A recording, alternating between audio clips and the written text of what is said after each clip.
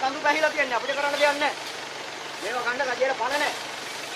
ඒ ආසේ ව්‍යාපාර අධිකාරිය ඇවිල්ලා කියනවා අක්කර බදු බඳින්න.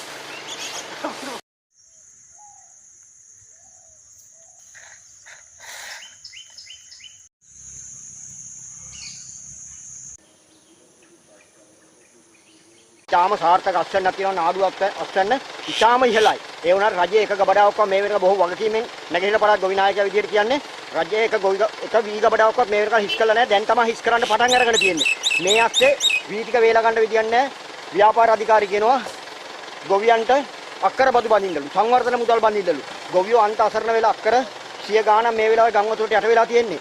ඉතින් තුට්ටු දෙකට පුජ්‍යලික වෙලෙන්ද ඇවිල්ලා මේ බහුකාර්ය සංවර්ධන මැෂින් දාලා JCB දාලා මේ වී ටික අරන් යනවා තුට්ටු දෙකට. අපිට කරන්න දෙයක් නැහැ.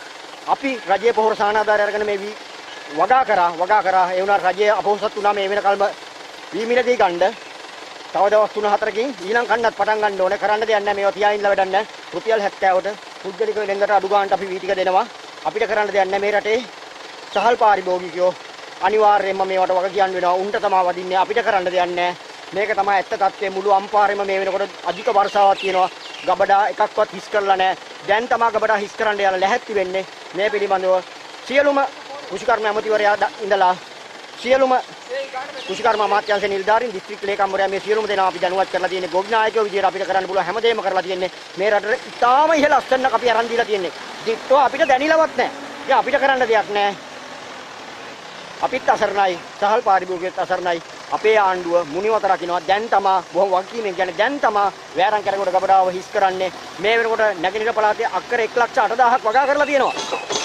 දීගෝ ආපි ගබඩාවයි, නායිදන් වේලි ගබඩාවයි, චවල කඩේ ගබඩාවයි විතරයි ඇරලා තියෙන්නේ. එන එක ගබඩාවක්වත් ඇරලා නැහැ. බොහොම වගකීමෙන් මං කියන්නේ මං වියලේ මණ්ඩලේ සභාපතිවරයාට කතා කරා. එයත් මේක පිළිගත්තා.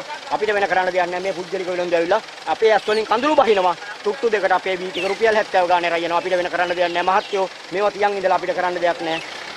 අධික විදියට වහිනවා. ගබඩා පහසුකම් නැහැ. වී වේලි මේ උපකරණ රාජ්‍ය සතුව නැහැ. ඒවා ඔක්කොම පුජ්‍යලික වෙලෙන්ද ළඟ තියෙන්නේ. පුජ්‍යලික වෙලෙන්ද ඇවිල්ලා මේ මැෂින් දාලා තුට්ටු දෙකට රයනවා.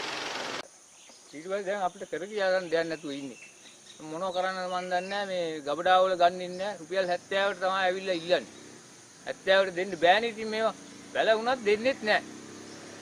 ඉතින් ඒ ටික තමයි රජයට කියන්න තියෙන්නේ. මේ වී කොහොම හරි අපිට මේ ඊයකට හරි ගන්න බෑ ගබඩාව මේවා කරලා දෙන්න කියලා.